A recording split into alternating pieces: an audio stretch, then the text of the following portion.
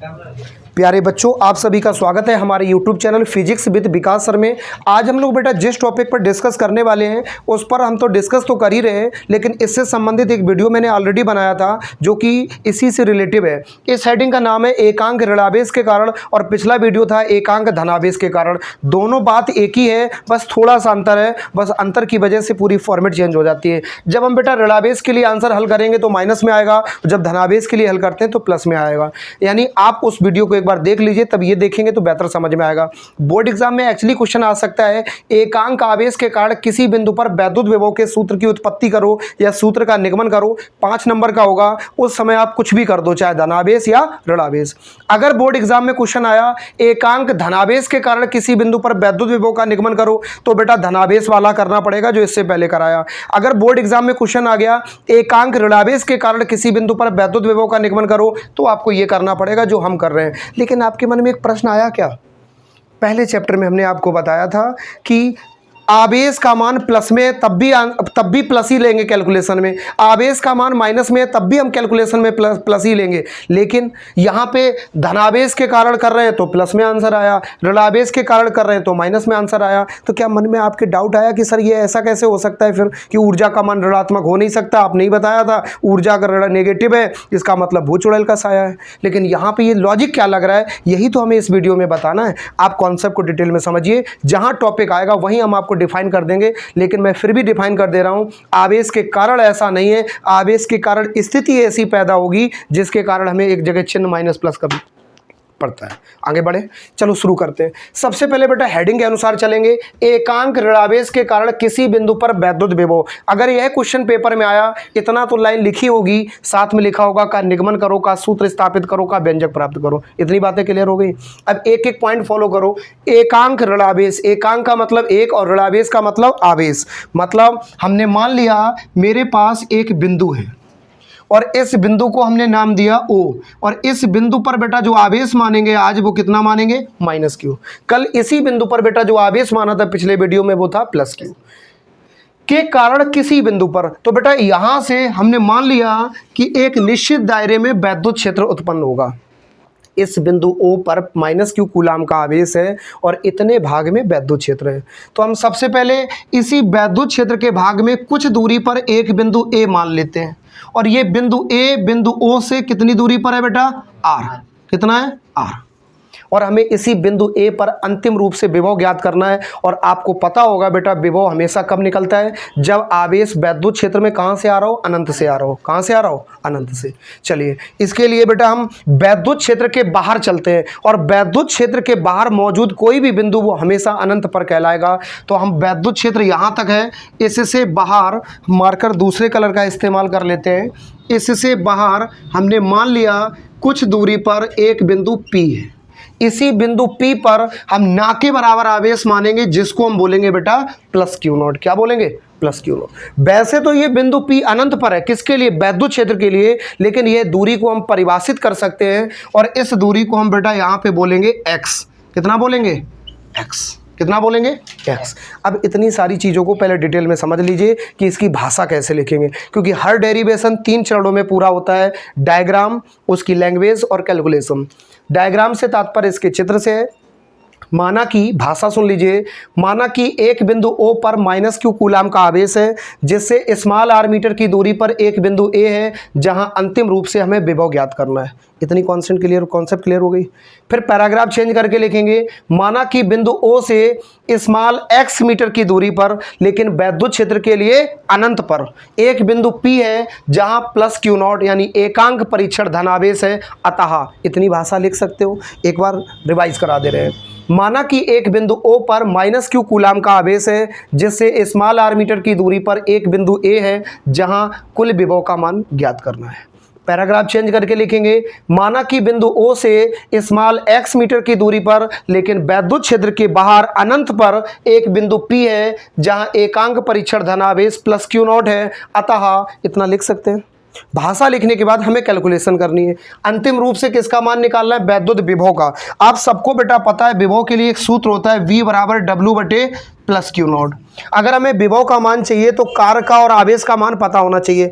Plus Q not का मान सबको पता है, एकांक परीक्षण आवेश है जिसको हम टेस्ट चार्ज कहते हैं इंग्लिश में। तो इसका मान बेटा 0 से ज़्यादा और 1 से कम, इसका मान ज्ञात करने की जरूरत नहीं है। किसका मान चाहिए? W। W का मतलब क्या है बेटा? कार्य। आप सबको पता है बेटा कि अगर V का मान चाहिए तो W का मान पता करना पड़ेगा, और W का मतलब है कार्य। कार्य बराबर फॉर्मूला पड़ा होगा बल गुणे, तो सबसे पहले हमें एक काम करना पड़ेगा, कार्य का मान चाहिए तो बल का और विस्थापन का, तब कार्य निकलेगा, फिर उससे क्या निकलेगा? विभव। सबसे पहले किसका मान निकालेंगे बेटा? बल, फिर किसका निकालेंगे? विस्थापन का, फिर किसका निकालेंगे? कार्य का, तब अंतिम रूप से निकलेगा विभव का। शुरू करें, चलो एक एक करके करते हैं। सबसे पहले एक बात बताओ, यहाँ पे बल लग कैसे सकता है? एक बिंदु O है और एक बिंदु P है, आवेश एक ये है, एक आवेश ये है। कूलाम का नियम पढ़ा है? दो स्थिर बिंदु आवेशों के बीच लगने वाले बल का मान उन दोनों आवेशों के गुणनफल के अनुक्रमानुपाती और उनके बीच की दूरी के वर्ग के व्युत्क्रमानुपाती होता है। यही पढ़ा था, उसी कॉन्सेप्ट को फॉलो करते हुए लिखेंगे। माइनस क्यू आवेश के कारण, ध्यान से देखो बेटा, इस आवेश के कारण इस पर लगने वाला बल, किस पर? प्लस क्यू नॉट पर लगने वाला बल। बेटा घबराना नहीं, यहाँ पे आवेश भले ही माइनस क्यू, लेकिन हम 100 बार कह चुके हैं कैलकुलेशन में हमेशा कैसा लेंगे? प्लस में। अब कहोगे सर अभी कह रहे थे हम स्थिति बताएंगे, तो वेट करो, एक ब्रेक के बाद बताएंगे, अभी बताएंगे, जरूरत पड़ेगी तब। माइनस क्यू आवेश, एक प्लस क्यू नॉट है, ये दो आवेश है और बीच की दूरी कितनी है? x। तो कूलाम का नियम चीख चीख के कहता है F बराबर 1/4 पाई एप्सिलॉन नॉट के इंटू दोनों आवेशों का गुणनफल बटे बीच की दूरी। बेटा यहाँ माइनस क्यू आवेश है, लेकिन कैलकुलेशन में कौन सा लेंगे? प्लस। यहाँ पे क्यू नॉट है तो यहाँ पे हमने क्या लिया? Q not. बीच की दूरी कितनी है? x, तो x का क्या हो गया? वर्ग। बल निकल आया। विस्थापन कितना करेंगे? ये यहाँ से चल के यहाँ भी आ सकता है, यहाँ से चल के यहाँ भी आ सकता है, यहाँ से चल के यहाँ भी आ सकता है। सबसे पहले अल्पतम कार्य निकालेंगे। 1 कुंटल गेहूं में गेहूं के दाने गिनना कठिन है, 1 किलो के गिन के 100 का गुणा कर दो, लगभग दाने पता चल जाएंगे। वैसे ही P से इधर तक लाना कठिन है, क्योंकि तार की लंबाई हजारों किलोमीटर हो सकती है। तो एक निश्चित भाग के लिए पहले निकालेंगे, P से इसको थोड़ा लेके आते हैं। थोड़ा के लिए जैसे ये बिंदु यहाँ तक आ सकता है, जी हाँ आप सही सुन पा रहे हैं, मेंशन कर दे रहे हैं दूसरे रेड मार्कर से। P से जैसे ही इस बिंदु तक लेके आएंगे, इसको नाम दे दे रहे हैं बेटा क्या? C। क्या बिंदु नाम दे दे रहे हैं? बिंदु C तक लेके आते हैं। बिंदु C कहाँ पे है? वैद्युत क्षेत्र में। इतना भी लेके आते हैं तो इसको बोलेंगे बेटा अल्पतम। यहाँ से लेके अमेरिका तक की दूरी x है, तो थोड़ी दूरी कितनी हो जाएगी? थोड़ी दूरी कितनी हो जाएगी? dx। एक बात बताओ बेटा, इस पर आवेश है माइनस, आपने पढ़ा होगा, इस पर आवेश है प्लस। कुछ दिख रहा है? चल तो हम इधर रहे, कितना चले थोड़े dx चले, बात समझ में आई, लेकिन दिशा देखनी है, विपरीत चल रहे हैं कि सही दिशा चल रहे हैं। दो विपरीत प्रकार के आवेश एक दूसरे को अपनी ओर आकर्षित करते हैं। ये वाला बल अगर इधर लगाएगा तो ये वाला किधर लगाएगा? इधर। ये बल इधर ही लग रहा है, हम भी इधर ही चल रहे हैं, तो बल किधर लग रहा है? लॉजिक समझ लो, हम ये सब कह क्या रहे हैं, याद आया? जिसकी वजह से आंसर प्लस माइनस में हो रहा है, वो यही कॉन्सेप्ट है। ऋण आवेश है इसलिए इनमें आकर्षण बल लग रहा है। कल क्या था? कल धन आवेश था तो इनके मध्य प्रतिकर्षण बल लग रहा था। ये वाला बल उधर लगा रहा था, हम इधर चल रहे थे, तो dx किसका लिया था? माइनस का। आज क्या हो रहा है? प्लस किधर बल लगा रहा है? इधर, क्योंकि यहाँ पे क्या है? माइनस। दोनों में आकर्षण बल लग रहा है, इसलिए बेटा बल भी इधर लग रहा है। हम मेंशन कर दे रहे हैं, ये रही बल की डायरेक्शन। बल भी इधर लग रहा है, चल भी इधर रहे हैं, तो dx का मान किसका होगा? प्लस का। बात क्लियर हो गई? लिखेंगे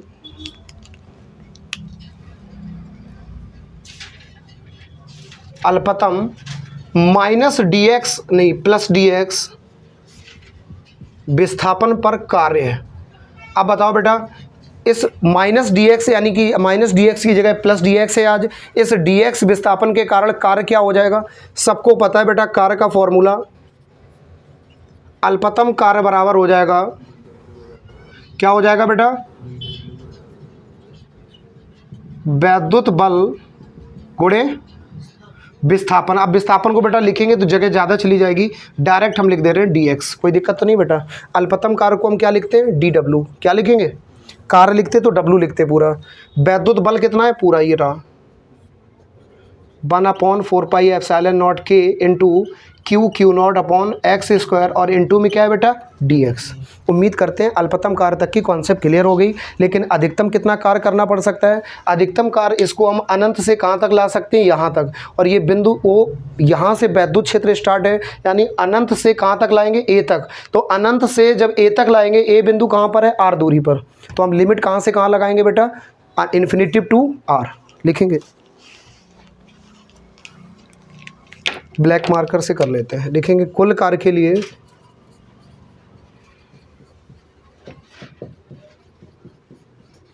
इन्फिनिटिव से आर तक लाते हैं। अब देखो बेटा क्या होगा, यहाँ पे अल्पतम कार्य, नीचे क्या निकाल रहे हैं, कुल कार्य। तो डी डब्ल्यू की जगह क्या लिखेंगे, डब्ल्यू। कुल कार्य के लिए इसका होगा बेटा समाकलन, तो इंटीग्रेशन का चिन्ह लगाया। इसकी लिमिट कहाँ से कहाँ तक है, अनंत से आर। इस पूरे का समाकलन होगा 1/4πε0 के Q not upon x square D x. इतनी बात क्लियर हो गई। अब मन में प्रश्न आया, क्या सर समाकलन हो गया, नहीं हुआ। अभी तक हमने बेटा केवल फॉर्मेट लगाई, स्थिति लगाई है। समाकलन करते समय हमें सावधानी बरतनी पड़ेगी। समाकलन उन्हीं राशियों का होता है जिनके सापेक्ष करते हैं, अक्षर राशियों का कोई समाकलन नहीं होता है। डी के साथ जो अक्षर लिखा होता है उसी का समाकलन होगा, यानी उसके साथ एक्स लिखा है तो इसमें एक्स वाले पद छोड़ दो, बाकी सब बाहर निकाल दो। देखो ध्यान से, 1/4πε0 के बाहर आ जाएगा, कोई दिक्कत तो नहीं। क्यू नॉट बाहर आ जाएगा, अंदर क्या बचा, infinitive to are 1/x² dx। अब कहोगे सर समाकलन हो गया क्या, ना, स्थिति लगाई अभी तक, सिर्फ बेटा फॉर्मेट लगी है, अभी समाकलन नहीं हुआ। हमने फॉर्मेट में अचर पद बाहर किए। अब बेटा एक काम करते हैं, x² को पहले ऊपर ले जाओ। अभी भी हम समाकलन नहीं कर रहे हैं, ध्यान से देखते रहो। इंटीग्रेशन टू आर x² नीचे बेटा रहा प्लस का, ऊपर जाएगा किसका हो जाएगा, माइनस का। अब बेटा समाकलन के लिए यहाँ पे अब हम करने वाले हैं, शर्त लगाने वाले हैं। इसका एक फॉर्मूला होता है, आपको अगर समाकलन नहीं आते तो रो नहीं, क्योंकि किसी को नहीं आते वो। इंटीग्रेशन x की पावर n, इसके लिए सूत्र होता है इंटीग्रेशन x की पावर n और dx बराबर होता है x की पावर n+1 अपॉन n+1। यानी कुछ नहीं करना है, x आपके पास भी है, x इसमें भी है, बस n की जगह पे क्या लिखा है, -2।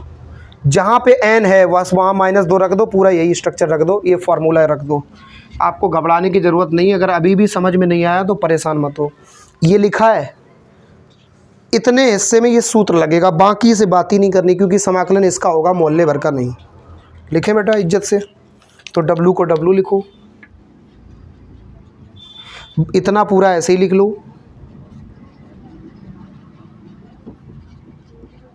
अब बेटा इसका कर रहे हैं समाकलन, इस हिस्से का। लिमिट लगाना अलग शर्त है, वो बाद में बताएंगे।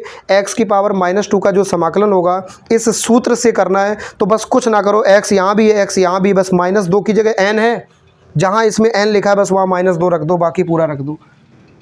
तो बेटा हम क्या लिखेंगे, x की पावर n+1, तो x की पावर n की जगह हम क्या लिख देंगे, -2। -2 + 1 अपॉन नीचे क्या हो जाएगा, -2 + 1। इतनी बात क्लियर हुई बेटा। ऊपर क्या देखो, इधर समाकलन हो गया, इतना ही हिस्से का होना था, लेकिन लिमिट लगाएंगे इन्फिनिटिव टू आर। समाकलन की लिमिट रहेगी इन्फिनिटिव टू आर। इसको हल कर लो बेटा। फाइनली हम लिखेंगे W बराबर 1/4πε0 के क्यू नॉट, यानी इतना डाटा हम ऐसे ही लेके चल रहे हैं। इसको हल करो, -2 और +1 है, -2 में से 1 घटाओ, -1, -2 में से 1 घटाओ, -1। कोई दिक्कत तो नहीं बेटा, लिमिट अभी भी लगी रहने दो इन्फिनिटिव टू आर। इसमें बटे वाला एक लिखो ना लिखो कोई फ़र्क नहीं पड़ता है, तो माइनस बेटा बाहर आ जाएगा। तो फाइनली हम लिखेंगे W बराबर 1/4πε0 के इंटू क्यू नॉट, बस ये बेटा माइनस उठा के यहाँ ला दिया, अंदर क्या लिखा है, x की पावर -1। लिमिट अभी भी ऐसी रखी रहने दो। x की पावर -1 है, ऊपर पावर है तो -1, नीचे आएगी किस में हो जाएगी, प्लस में। तो इसको हम लिख सकते हैं W बराबर 1/4πε0 के into Q not 1/x, limit क्या है बेटा, इन्फिनिटिव टू आर। अभी भी लिमिट ऐसे ही है। सिर्फ बेटा समाकलन की फॉर्मेट केवल इस लाइन से इस लाइन में आने में लगी है और इस सूत्र से लगी है। जिस हिस्से को अचर पद में लाया उसमें कुछ नहीं कर रहे हैं, वो ऐसे ही लिखा है, जो हुआ इसी में हुआ। किससे हुआ? इस सूत्र से हुआ। अब बेटा हम बात करते हैं लिमिट कैसे लगाएंगे। इसका बेसिकली एक फॉर्मूला होता है, वो अभी हम आपके आंखों के सामने लिख दे रहे हैं, उसी से ही आपको लिमिट लगानी है। देखो हम समझा देंगे, घबराओ नहीं। लिमिट बराबर सूत्र होता है अपर लिमिट माइनस, अब बेटा माइनस के बाद इधर लिख दे रहे हैं लोअर लिमिट। कोई दिक्कत तो नहीं? यानी पहले ऊपर वाली लिमिट रखते हैं फिर नीचे वाली लिमिट रखते हैं, वो भी माइनस लगा के। हम इधर समझा दे रहे हैं, देख लो 1/c लिखा है, यहाँ पे लिखा है बेटा x और यहाँ लिखा है y। इस c की जगह लिमिट लगानी तो कैसे लगाएंगे? एक बार c की जगह क्या लिख देंगे? x minus 1/y। Logic clear हो गया? देखो फिर से देख लो, अगर मान लो सपोज करो यहाँ लिखा है 1/a, यहाँ लिखा है c और यहाँ लिखा है d, तो लिमिट कैसे लगाएंगे? 1/c minus 1/d। Same format लगा दो। जो एक्स्ट्रा मटेरियल है उसको ऐसे ही लिखा रहने दो। w से हम बोलेंगे नहीं, इससे बोलेंगे नहीं, और इस मटेरियल को छोड़ेंगे नहीं। इस 1/x की जगह सबसे पहले क्या आ जाएगा? 1/r माइनस 1/ इस x की जगह एक बार क्या रख देंगे बेटा? इन्फिनेटिव। इन्फिनेटिव को अगर हम लिखना चाहें तो 1/0 लिखते हैं। क्या लिखते हैं बुआ? तो फाइनली हम लिखेंगे w बराबर 1/4 पाई एप्सिलॉन नॉट के Q Q not 1/r minus 1/ infinitive की जगह 1/0, यही तो लिखेंगे बेटा। और ये जीरो कहाँ चला जाएगा? ऊपर जीरो। अरे हाँ बेटा ये माइनस छूट रहा है यहाँ से, देखो ये कोई दिक्कत तो नहीं? अब बेटा ये बताओ 1/ इन्फिनेटिव को ध्यान से देखना, हम क्या लिखते हैं? 1/0, और जीरो कहाँ चला जाएगा? ऊपर। अब इतनी बड़ी संख्या से जीरो को घटाओ, किसी से भी जीरो घटाओ कोई फ़र्क नहीं पड़ेगा, इतनी चीज़ पूरी जीरो हो जाएगी, ख़त्म हो जाएगा इतना हिस्सा। तो फाइनली हम लिखेंगे w बराबर माइनस 1/4 पाई एप्सिलॉन नॉट के क्यू नॉट इंटू में क्या है? 1/r। कोई दिक्कत तो नहीं बेटा? इसका अंदर गुणा करो।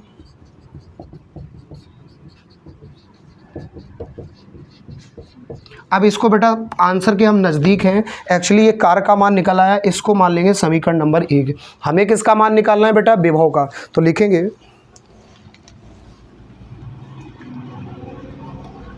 विभव के मान के लिए, तो विभव का मान क्या होता है बेटा? v बराबर w/+q0। यही तो फार्मूला होता है। समीकरण 1 से w का मान यहाँ रख दो। समीकरण 1 से w का मान रखने पर ध्यान से देखो बेटा, तो v से b का मान ज्ञात करना है, बोलेंगे नहीं, w को छोड़ेंगे नहीं। इस w का मान क्या लिखा है? ये रहा माइनस 1/4 पाई एप्सिलॉन नॉट के इंटू क्यू नॉट अपॉन क्या लिखा है बेटा? r। इसको ऐसे ही लिख लो, कोई दिक्कत तो नहीं? ये किसका मान लिखा है अभी तक हमने? w का। नीचे क्या लिखा है? प्लस क्यू नॉट को हम डायरेक्ट यहाँ लिख सकते हैं, डोंट वरी।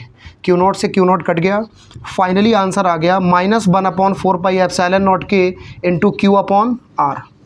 That's all. इसमें बेटा v का मतलब विभव है, 1/4 पाई एप्सिलॉन नॉट k का मतलब एक कांस्टेंट, जिसमें k माध्यम का परावैद्युतांक है। निर्वात के लिए k का मान 1 होता है। 1/4 पाई एप्सिलॉन नॉट की वैल्यू होती है 9 × 10⁹। q का मतलब आवेश से है, r का मतलब दूरी से है। लेकिन एक मेरी बात सुन के जाइए, क्या आपका डाउट क्लियर हुआ? क्या आपका डाउट क्लियर हुआ कि माइनस के कारण यहाँ पे आंसर माइनस में क्यों आया? क्योंकि यहाँ पे बेटा जो ये दूरी है, जब दोनों पे धन चार्ज था तो दोनों पे प्रतिकर्षण बल लग रहा था। ये वाला बल कहाँ लग रहा था? उधर। कहाँ लग रहा था? उधर लग रहा था। हम किधर चल रहे थे? इधर। तो ये वाली दूरी किस में ली गई थी बेटा? माइनस में। आज इस पर माइनस है और इस पर प्लस है, तो विपरीत प्रकार के आवेश पे आकर्षण बल लगता है। ये वाला बल लग रहा है इधर, हम भी आ रहे हैं इधर, तो दिशा कैसी है? समान। तो ये दूरी किस में ली जाएगी? प्लस में। तो ये दूरी प्लस में है, इसके कारण आज आंसर आया माइनस में। कल दूरी माइनस में थी, इसके कारण आंसर आया था प्लस में। क्योंकि बीच की स्थिति में एक बार चेंज, यहाँ चिन्ह एक बार यहाँ बदल जाते हैं, जब इनका हम समाकलन करते हैं उस दौरान एक माइनस चिन्ह का जन्म हो जाता है इस फॉर्मेट में यहाँ पे। इस कारण ऐसा होता है। उम्मीद करते हैं बेटा वीडियो आपको पसंद आया होगा। अगर आपने धनावेश वाला वीडियो नहीं देखा, एक बार देख लीजिए। दोनों को एक साथ देखेंगे, आपके सारे डाउट क्लियर हो जाएंगे। चाचा के साथ वीडियो शेयर ना करके आप स्टूडेंट्स के साथ वीडियो शेयर करिए जो आपके अपने क्लास के हैं। ऐसे बच्चों को वीडियो भेज के उनको चैनल सब्सक्राइब करने के लिए, उनसे जोड़ने के लिए बोलिए। और साथ ही साथ आपको भी हमसे कनेक्ट होकर रहना है। आपकी सारी समस्याओं का समाधान मिलेगा, बशर्ते आप कमेंट में अपनी समस्या बताइए, तत्काल रूप से उसका निराकरण किया जाएगा। वीडियो को लाइक करें।